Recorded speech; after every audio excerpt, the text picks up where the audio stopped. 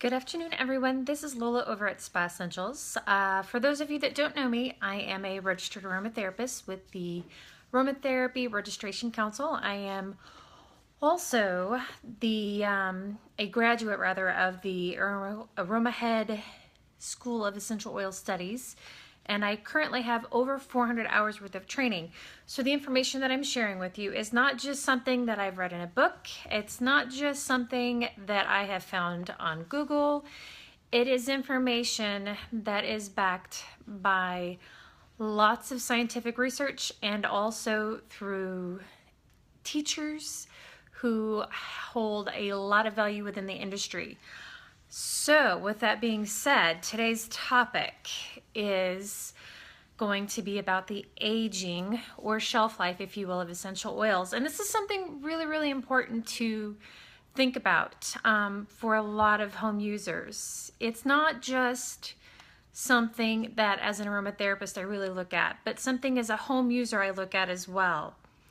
And we will get into all the whys here very shortly. But first, I want to throw something out there that I think many of you may have already heard before. I know for me personally, I have over the last several years heard a lot of really interesting things from enthusiasts and individuals who work for other companies and how they market their oils and whatnot. But something that has recently come up again is it's kind of interesting, so I wanted to put it out there. How many of you have ever heard someone say, our oils are so pure, they don't have a shelf life, they last forever?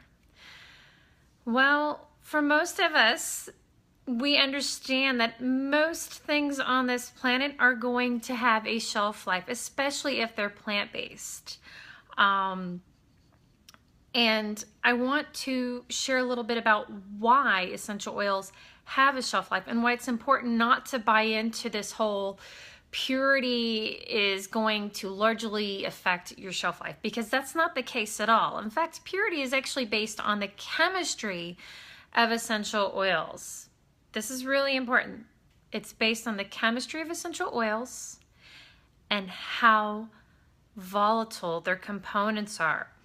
So first, let's talk about what an essential oil is. An essential oil is a plant-based product that is obtained only during steam distillations or cold pressing, and is comprised of volatile organic components.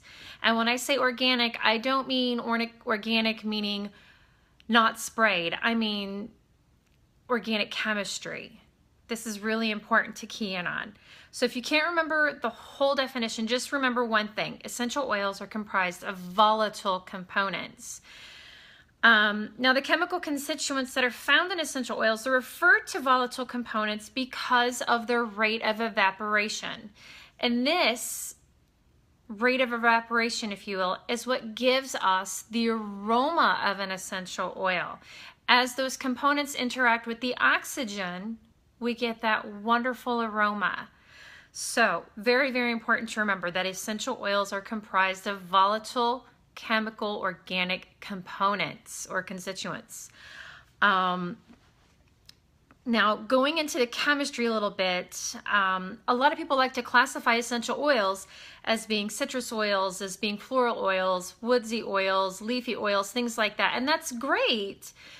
But in classifying them that way, we can't really get a good handle or generalization, if you will, for what the shelf life will be. We really have to look at the chemistry.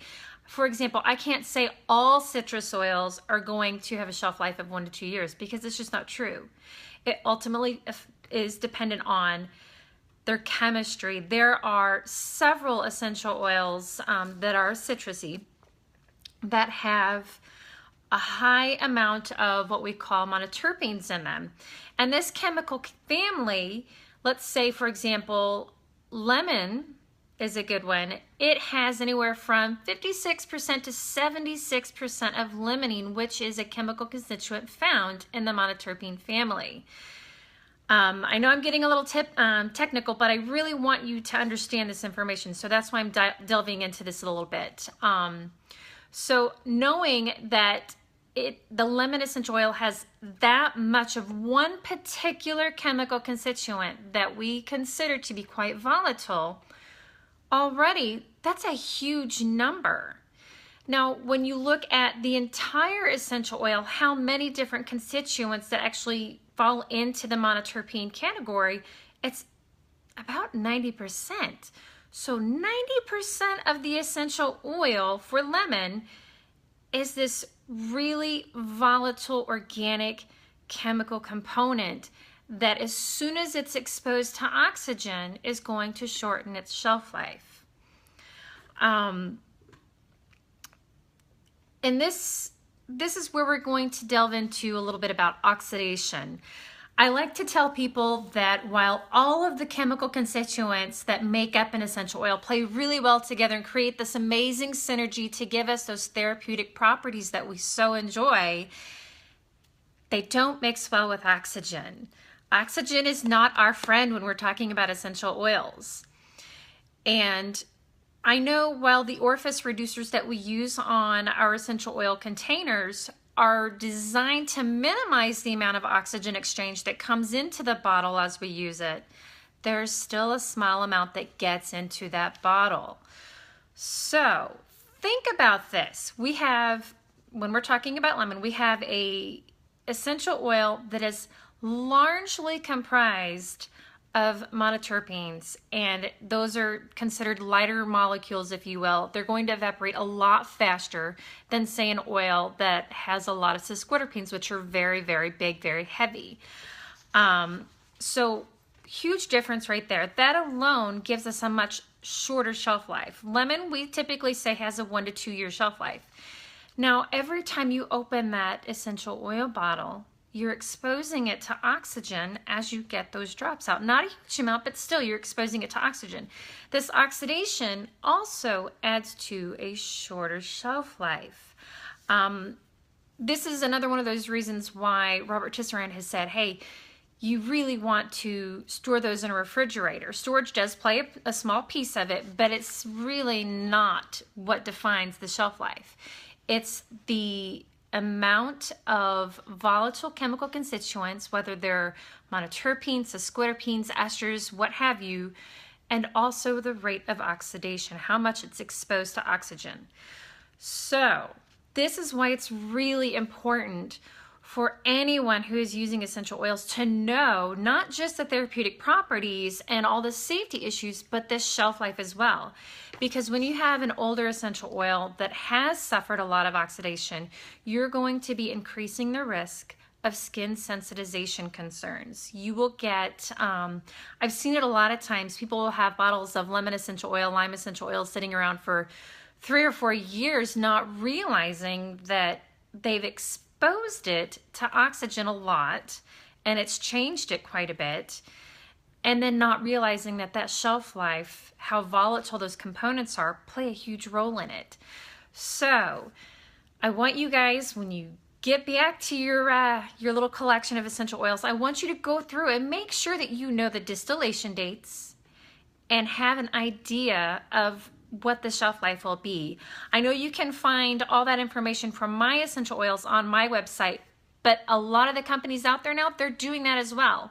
So if you can, go back through, find out what your shelf lives are for all of your essential oils. It's really, really important. I know I preach it a lot. Education, ethics, and environment. This all comes together when we're talking about shelf life.